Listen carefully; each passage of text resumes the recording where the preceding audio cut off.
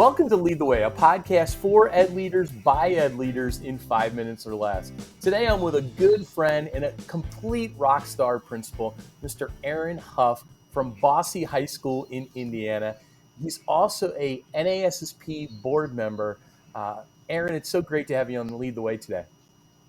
Hey, Bill, thanks for having me. Grateful for the opportunity to come on and share some insights that I might have and hopefully contribute to the podcast and development of leaders across the nation.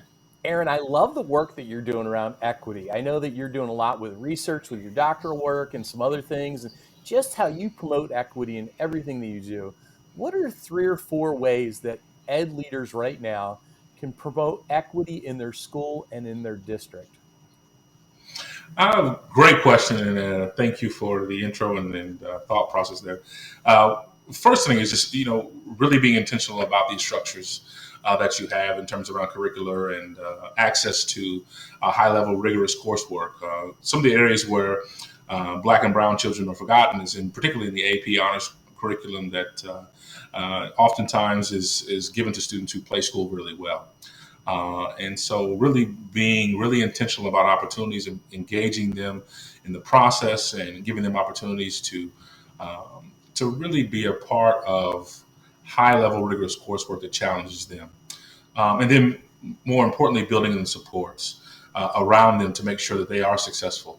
Again, it's your non-traditional student that doesn't play school well, so they're going to need a bunch of supports in the rigorous coursework. One of the other things that we have spent tremendous amount of time on is really thinking reflectively about our own self. That means from myself all the way down to the custodians in the building, every individual teacher, really reflecting on who we are as individuals, how we came to see the world, and how that shapes our views as leaders, as teachers, and it's critically important to the way in which we engage with our kids. And so we spent an enormous amount of time really honing in on who we are.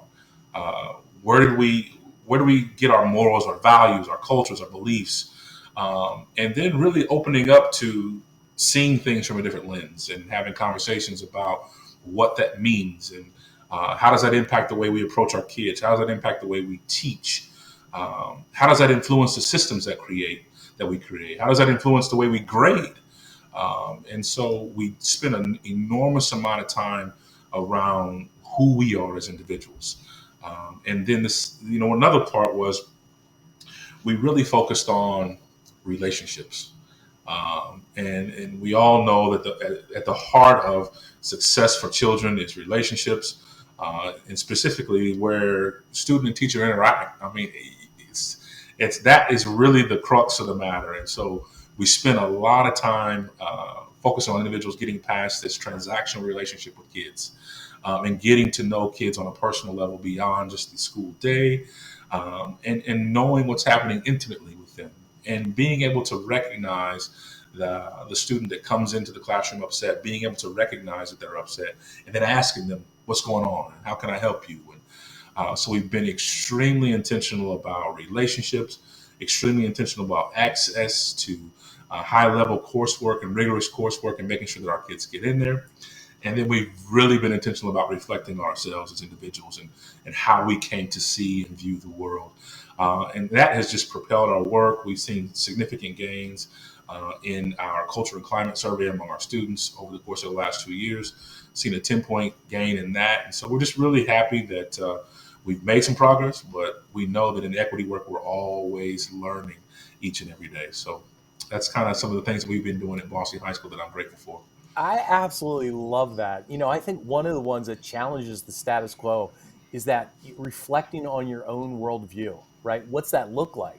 Because no matter what, how much, you see the lens through your own life, right? And how you grew up and what your values were and what your culture was and what the color of your skin was, right? And challenging that's powerful. I got to tell you, I absolutely love that. And I love how you talk too about the relationship piece, but the access, right? So making sure the kids are in those AP courses or in those honors courses. As we close out, Aaron, what's one thing an ed leader can begin to work on today to build equity in their school or district? I go back to to knowing who you are, Mhm. and knowing how you lead and knowing how you see the world, and then always practicing to see the other lens, and in recognizing and appreciating the various lenses that people come into our buildings with, regardless of whether that's a teacher or even a student, and then using those different lenses and using the abilities of individuals to build and make a greater space for our kids. Aaron, thank you so much for being on the Lead the Way and for that powerful message on building equity into all that we do. Hey, Bill, thank you for the opportunity to share, and looking forward to continuing the conversation.